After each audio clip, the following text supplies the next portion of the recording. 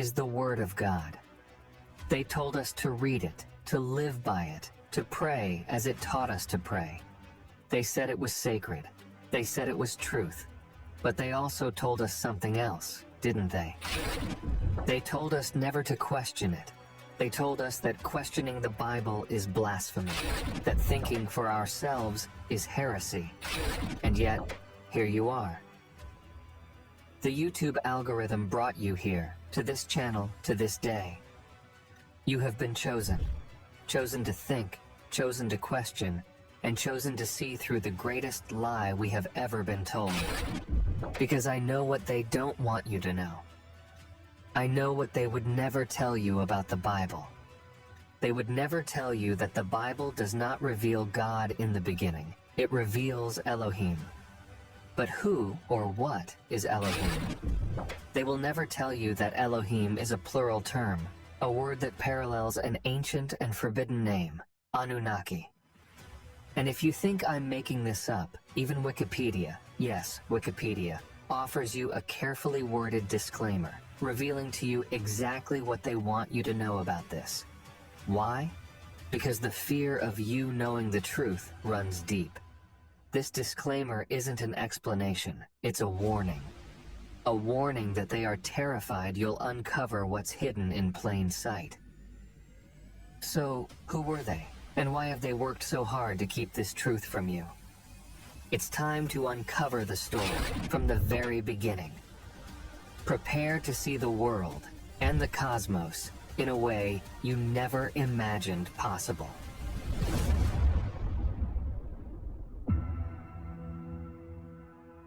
To understand the story of the Anunnaki, we must first turn to the ground beneath our feet. The truth, as it turns out, has always been buried there, hidden for millennia, waiting for someone brave enough to uncover it. It all began in the mid-19th century, when a wave of archaeological exploration swept through the ruins of the ancient world in Mesopotamia, a land we now know as modern-day Iraq. What they uncovered in those sands would rewrite our understanding of history forever. One of the most extraordinary finds was the Library of Ashurbanipal in the ancient city of Nineveh. Over 30,000 clay tablets lay buried in the ruins of this Assyrian king's palace, their surfaces etched with strange, wedge-shaped markings. At first, no one knew what to make of them. Were they mere decorations? Primitive symbols from a forgotten people? Or something more? For decades, the mystery remained unsolved. Then, scholars like Sir Henry Rawlinson began deciphering the markings, and slowly, the veil of ignorance lifted. These markings, known as cuneiform, were far from random. They were the written language of ancient Sumer, Babylon, and Akkad. Suddenly, the ancient world began to speak. What it had to say, however, was not what anyone expected. At first, the contents of these tablets seemed mundane. Lists of goods, business transactions, legal agreements, and royal decrees. But then, deeper within the archives, something far more significant emerged. These were stories. Stories of creation, stories of floods, stories of kings who ruled not for decades, but for millennia. As the translations continued, scholars were struck by how familiar these narratives sounded. These weren't just stories, they were echoes of the same tales we find in the Bible. But here's the key. These stories were older, much older. They predated the Bible by thousands of years, and they spoke of something the Bible does not. These texts didn't tell of a single divine creator, as the Bible does. Instead, they told of powerful beings who came from the heavens to shape the fate of humanity. These beings had a name. The Sumerians referred to them as the Anunna, while the Akkadians called them the Anunnaki. But who were the Anunnaki? Were they gods, as ancient texts suggest? Or could they have been something else entirely? Something more tangible, more real? What exactly do these ancient tablets reveal about them? What was their purpose here on Earth? These questions have haunted scholars, theologians, and truth seekers for generations. And yet, as we'll discover, the deeper we dig, the stranger and more unsettling the answers become. The story doesn't end with the library of Ashurbanipal. It was only the beginning. As the excavation of ancient Mesopotamia continued, more tablets and inscriptions surfaced, each one adding to a puzzle that we are still struggling to piece together. What secrets did they leave behind for us? And why do so many of these ancient records seem to converge on one undeniable truth?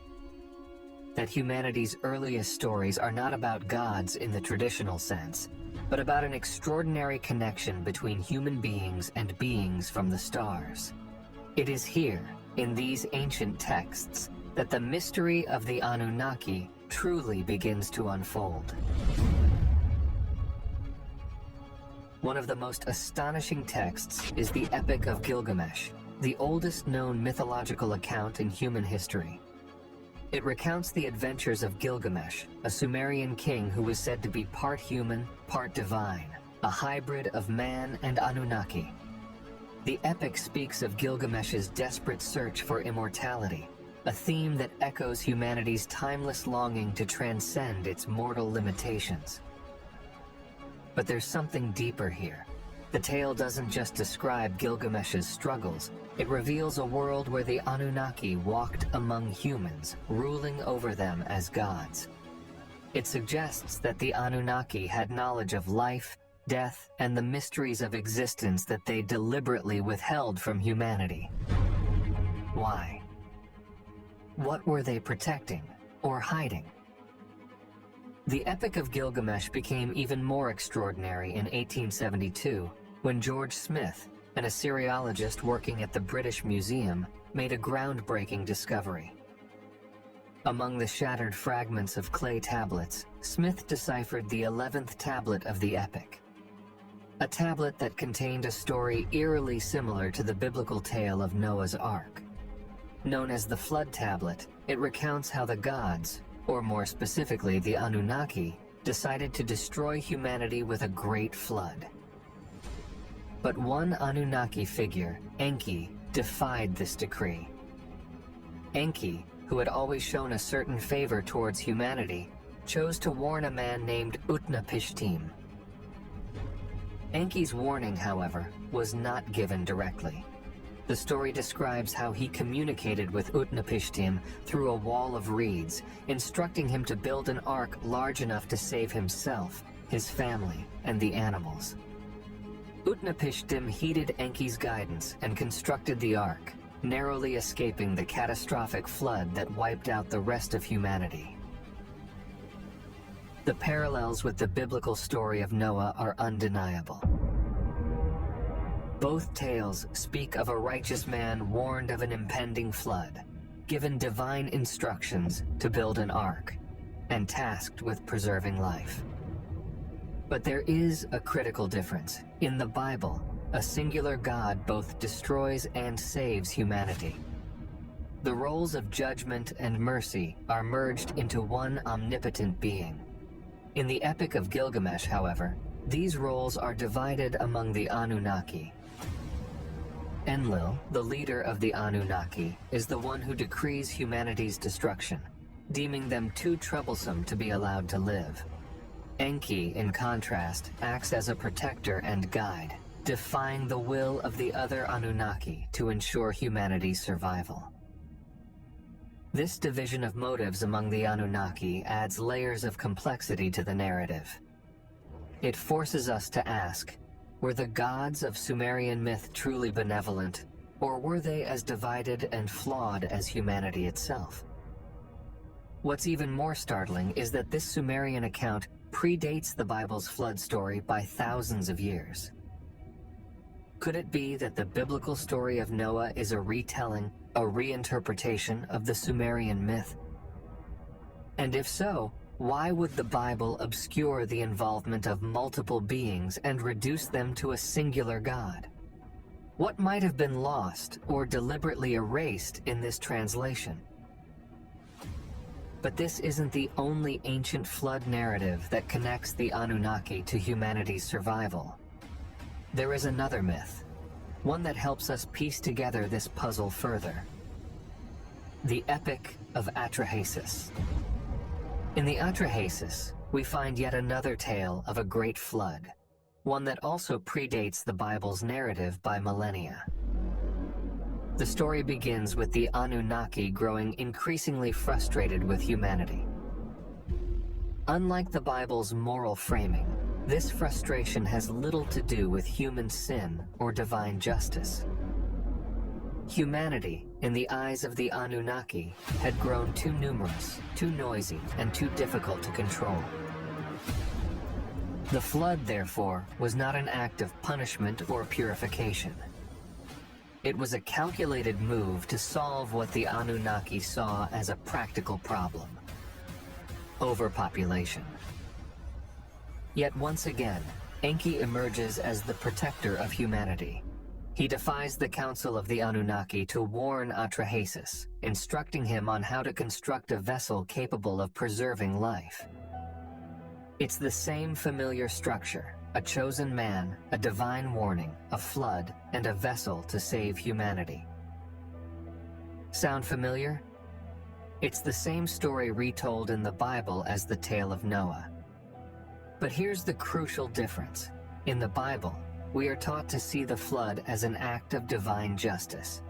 In the Sumerian versions, it's a much more practical, almost coldly calculated decision. The flood wasn't sent by an omnipotent God to punish sin or cleanse the earth.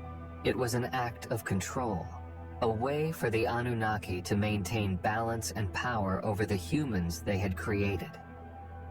These parallels between the Epic of Gilgamesh, the Atrahasis, and the Bible are too striking to ignore. They challenge us to rethink not only the origins of these stories, but the motivations of the beings they describe. If the Anunnaki truly played a role in shaping early humanity, what was their ultimate goal? Were they caretakers, oppressors, or something in between? Perhaps the answer lies in yet another ancient artifact, one that offers a glimpse into the relationship between humanity and the Anunnaki. Not through myth, but through what appears to be a straightforward record of history. This artifact, known as the Sumerian King List, is a tablet that bridges the gap between the mundane and the extraordinary. At first glance, it seems like nothing more than a ledger, a simple chronology of kings and their reigns.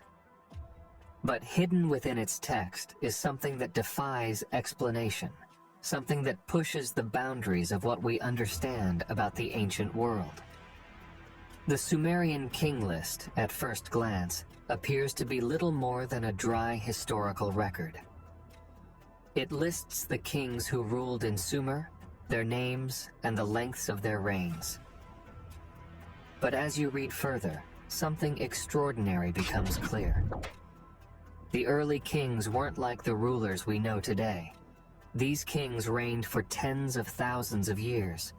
Some dynasties lasted over 200,000 years. How is that possible? These are not symbolic numbers. They're precise, down to the year, the month, and sometimes even the day. Scholars have tried to explain this in many ways. They've called the numbers metaphorical, symbolic, even fantastical. But those interpretations don't align with the precision of Sumerian record-keeping. Remember, this is the same culture that gave us the 60-second minute, the 60-minute hour, and the 360-degree circle. These were people obsessed with precision. So why would they suddenly abandon that obsession when it came to recording the reigns of their kings? Could it be that these rulers were not human at all, but Anunnaki themselves? Could this be evidence of beings whose lifespans dwarfed our own? Beings whose rule was measured not in years or decades, but in millennia? The deeper we dig into these texts, the clearer it becomes. The Sumerians weren't writing mythology, they were recording history. a history of contact with beings who came from the stars. But if the Anunnaki were real, if they truly ruled over humanity in our earliest days, what was their purpose? Were they benevolent caretakers, or were they oppressors? What did they want from us? The answers to these questions are buried within the texts, within the stories that have been passed down to us. But one thing is certain: the Sumerians believed their civilization wasn't the result of human ingenuity alone. They believed it was a gift, or perhaps a burden, bestowed upon them by the Anunnaki. But this revelation leads us to a deeper, more troubling question. If the Anunnaki shaped humanity in the past, could their influence still linger today? And why has so much of this knowledge been hidden from us? The answers may lie not just in the texts themselves, but in what has been done to suppress them. For centuries, the Bible has been revered as the definitive account of humanity's origins, a divine revelation that shaped the spiritual and moral fabric of countless civilizations. But as we have already seen, many of the Bible's foundational stories have striking parallels with older Sumerian accounts, raising a critical question. What if the Bible is not the original source? What if it's a retelling, reinterpreted to serve a new narrative? These parallels are not just coincidental. They point to a shared foundation, a deeper truth embedded in humanity's ancient memory. The Great Flood and the Ark, as recounted in the Atrahasis and the Epic of Gilgamesh, are two examples where the fingerprints of the Anunnaki are evident. But the overlaps don't stop there. Other biblical stories, long thought to be unique revelations, find their roots in Sumerian myth as well, revealing a far more intricate tapestry of influence. Take the story of Adam and Eve. Genesis tells us that humanity was created from dust by the hands of God, formed in His image. But in the Sumerian myth of human creation, the process is far less divine and far more scientific. The Anunnaki, dissatisfied with their labor-intensive efforts to mine Earth's resources, decided to engineer a workforce. Using their own genetic material and combining it with that of a local primate species, they created humanity, not as a reflection of their glory, but as tools for labor. Even the Bible's phrasing, "Let us make man in our image, after our likeness," mirrors the collaborative tone of the Anunnaki's deliberations in the Sumerian texts. Who exactly was God addressing when He said us? And then there's the story of Cain and Abel, one of the earliest conflicts recorded in Genesis. Cain, a farmer, and Abel, a shepherd, both present offerings to God. When Abel's offering is accepted but Cain's is not, jealousy drives Cain to commit the first murder. But this story may also have roots in the Sumerian myths, where a rivalry between two brothers, Enki and Enlil, represents competing ideologies about humanity's future. Enki, the protector and ally of humans, often clashed with Enlil, who sought stricter control and punishment. Could the story of Cain and Abel be a reflection of this cosmic struggle, reimagined for a biblical audience? And what about the story of the Tower of Babel? The biblical account describes humanity united under a single language, attempting to build a tower that reached the heavens. God, displeased with their ambition, confuses their language and scatters them across the earth. However, the Sumerian version offers a fascinating twist. The tower wasn't just a tower. It could be interpreted as a stargate, an advanced technological device the Anunnaki used to facilitate communication with their celestial stations. In this version, humanity's confusion and dispersion weren't caused by a divine act of humility, but perhaps by the Anunnaki asserting their dominance, ensuring humanity would not reach beyond what was allowed. There is a Mesopotamian text that predates the Bible by hundreds of years. It's called Enmerkar and the Lord of Arata. This text narrates a story that experts identify as the inspiration for the Tower of Babel episode. Even the word Elohim, which appears in the first chapters of Genesis, takes on a new light when compared to the Sumerian context. As we've discussed, Elohim is a plural term, often translated as God, but more precisely means gods in the plural and is interpreted by some as the powerful ones. This mirrors the Sumerian word Anunnaki, meaning those who came from the heavens to earth.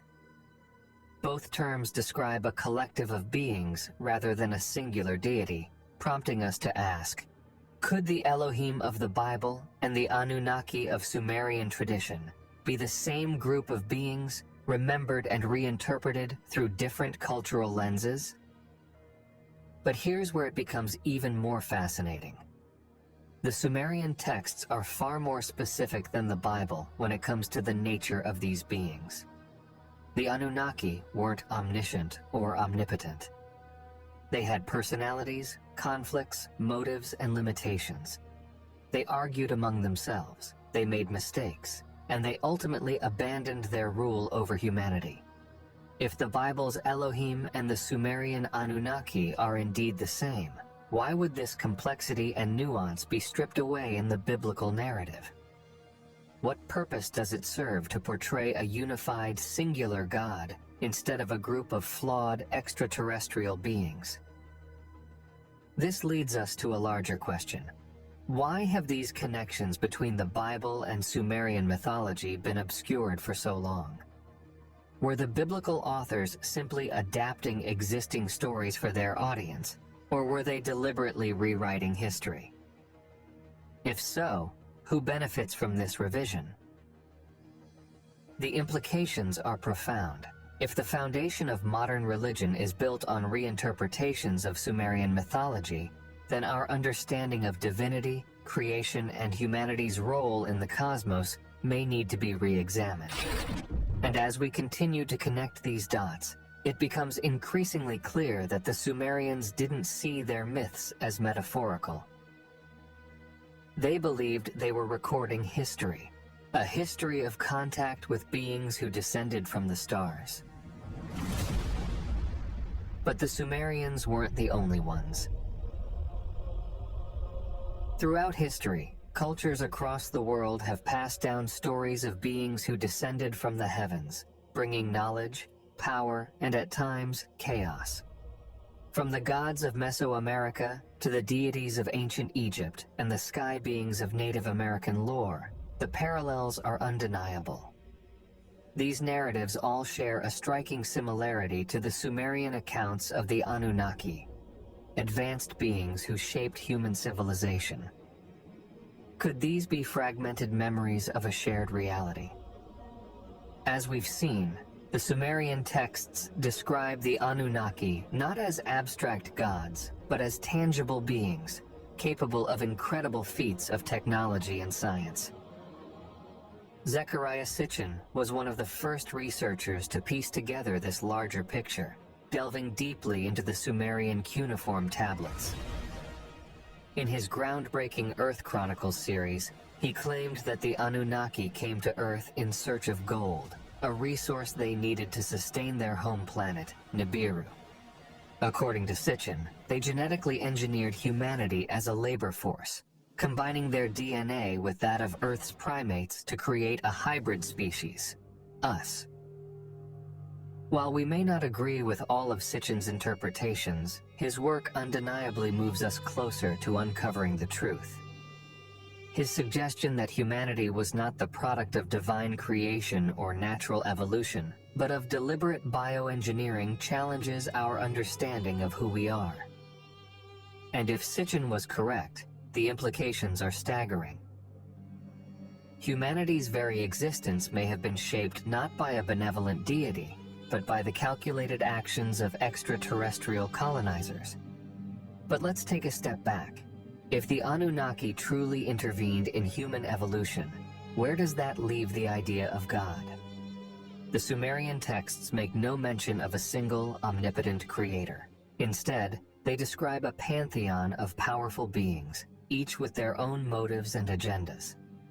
And yet, in recounting the Anunnaki narrative, Sitchin introduces a figure known as Galzu, a mysterious messenger sent by the creator of all. Galzu, Sitchin claimed, intervened at critical moments in the Anunnaki story, guiding figures like Enki to preserve humanity and reminding the Anunnaki that they were ultimately answerable to a higher power. But here's the problem. The name Galzu does not appear in the original Sumerian texts. It is an interpretation, one that raises more questions than answers. If Galzu did not exist in the cuneiform tablets, does that mean Sitchin was wrong about the creator of all? Or was he pointing us toward a truth that lies hidden between the lines? This brings us back to the question that has haunted humanity for millennia. If beings like the Anunnaki played a role in shaping our origins, where is God?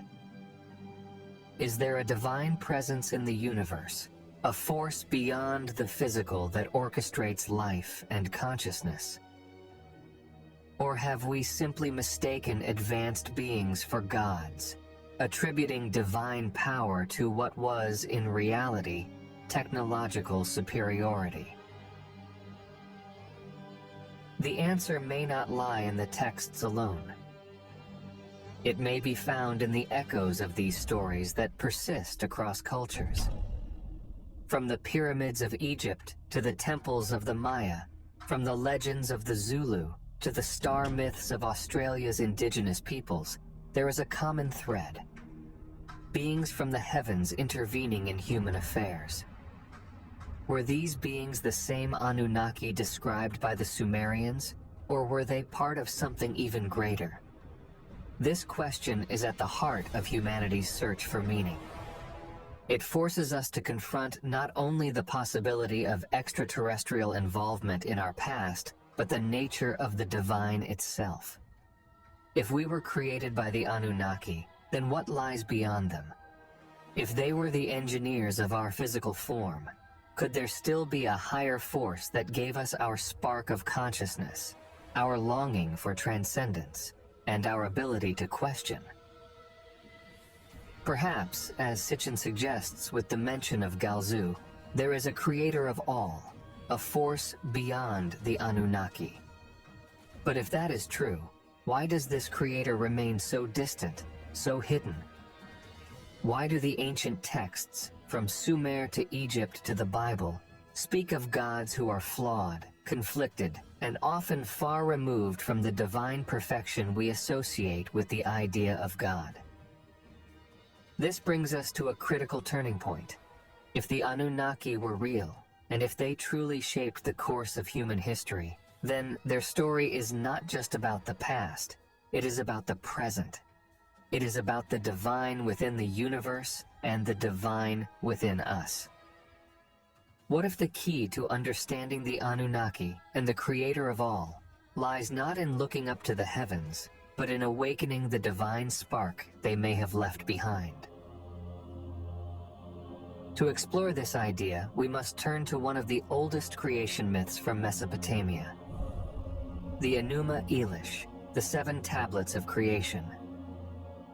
This ancient text recounts a profound moment where the Anunnaki sacrifice one of their own, a god named Kingu, to give life to humanity. Humans, according to this myth, were born from a mixture of the slain god's blood and the clay of the earth. In this act, the essence of the divine, the very lifeblood of the Anunnaki, was infused into humanity. Similarly, as we have already seen in the Atrahasis myth, it is the goddess Mami, also known as Belet Eli, Ninma, or Ninhursag, who brings humanity to life. She is called the Mother Goddess for a reason. She combines the divine essence of the gods with the raw material of Earth to mold the first humans. If the stories are to be believed, the divine essence was not something outside of us. It was part of our very creation. This realization carries profound implications. If the divine spark lies hidden within us, then it suggests that humanity is not merely the byproduct of genetic engineering or divine experimentation. It suggests that the essence of the Anunnaki, and perhaps the essence of divinity itself, exists in every human being.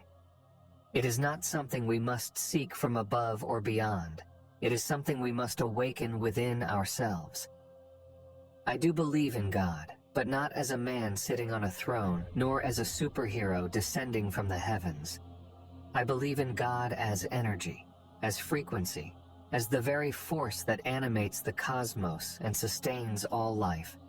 God, to me, is not an individual, but a field of energy that permeates the universe, connecting all things and all beings. This energy exists not only in the stars and the heavens, but also in the depths of our souls. The divine is not something we must worship as separate from us. It is something we must recognize as part of us. This understanding aligns with what many ancient traditions across the world have preserved. For millennia, cultures have spoken of the connection between humanity, the cosmos, and the divine. They have described ways to transcend the mundane, to reach states of consciousness where the divine within us can communicate with the divine in the universe. They have recognized that we are not separate from the stars. We are born of them. These ancient traditions remind us of a truth that modern society has largely forgotten. They tell us that divinity is not something confined to temples, books, or distant realms. It is in the very air we breathe, the light of the stars, and the pulse of our hearts. By reconnecting with this divine essence, we can rediscover not only our place in the cosmos, but also the limitless potential that lies within us. If we reconnect with the divine spark within, we can break free from the limitations that have been imposed on us, limitations of fear, submission, and division. Imagine a world where we no longer look to external forces to define our worth, where we unite as a species and harness the potential that has been dormant within us for millennia. This is not just about understanding the past, it's about transforming the present and reclaiming our future. In connecting with this divine frequency, we also connect with the Anunnaki story on a deeper level. If they gave us their essence, if they left their mark on our DNA and our consciousness, then we are not just their creations, we are their continuation. Their spark, their knowledge, and perhaps even their flaws live on within us. And that spark can be nurtured, awakened, and expanded. So how do we reconnect with this divine energy?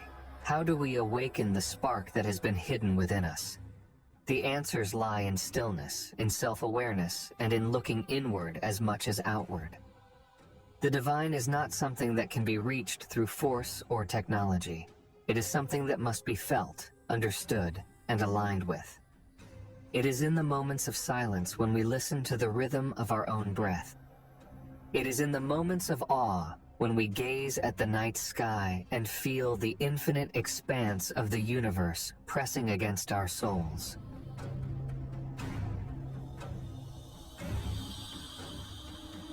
The Anunnaki may have left us long ago, but their influence remains.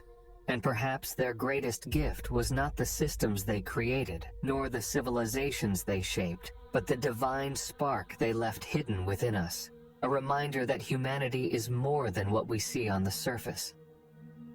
Yet, if this spark resides within us, if this truth is so powerful, we must ask, why has it been hidden from us for so long? Why does the Bible, revered as the ultimate guide to truth and spirituality, obscure this knowledge? Why does it reduce the complexity of the Elohim, a plural term that mirrors the Anunnaki, to a singular God, masking the idea of beings who walked the earth, who ruled as kings and gods, not because they were divine, but because they were superior? Why does it fail to tell us that the God who created man and then walked in the Garden of Eden, the one who destroyed with the flood and scattered humanity at Babel, may not have been an all-powerful creator, but beings with motives of their own. What if the Bible was rewritten, not to reveal the truth, but to control it? To consolidate the fragmented stories of humanity's origins and reshape them into a narrative that served the interests of those who wielded power. After all, if humanity was taught that its creators were flesh and blood beings, flawed and fallible, wouldn't that disrupt the divine authority of religious institutions? Wouldn't that force us to question everything we've been taught about God, creation, and our place in the cosmos? And it's not just religion. What about governments? Why don't they speak of the Anunnaki, of the ancient texts and tablets that reveal humanity's early encounters with these beings? Why don't they acknowledge the possibility that advanced extraterrestrial beings influenced the course of human history? Could it be that they too are invested in keeping us in the dark? Mainstream historians often dismiss the Anunnaki hypothesis, labeling it pseudoscience or myth. They argue that these stories are merely symbolic, reflecting the imagination of ancient peoples rather than actual events. But if that's true, how do we explain the consistency across cultures, the advanced knowledge of astronomy, genetic manipulation, and cosmic travel embedded in these texts? These stories, repeated in civilizations thousands of miles and years apart, suggest more than imagination. They suggest memory. If humanity understood its true origins, if we realized that we are not just Earthlings but something far greater, what would that mean for the systems of control that dominate our world today? Religions were meant to reconnect us with the divine, to teach us about our relationship with God and the universe. And yet, most religions reinforce the idea of separation. They place God on a distant throne, a being to worship but never truly understand, to fear but never question. What if that throne wasn't in the heavens at all, but on earth? What if the gods who ruled over humanity were not divine in the sense we've been taught, but superhuman beings, Anunnaki rulers, wielding advanced knowledge and technology that made them appear as gods to early humans? Why are they afraid of us knowing the truth?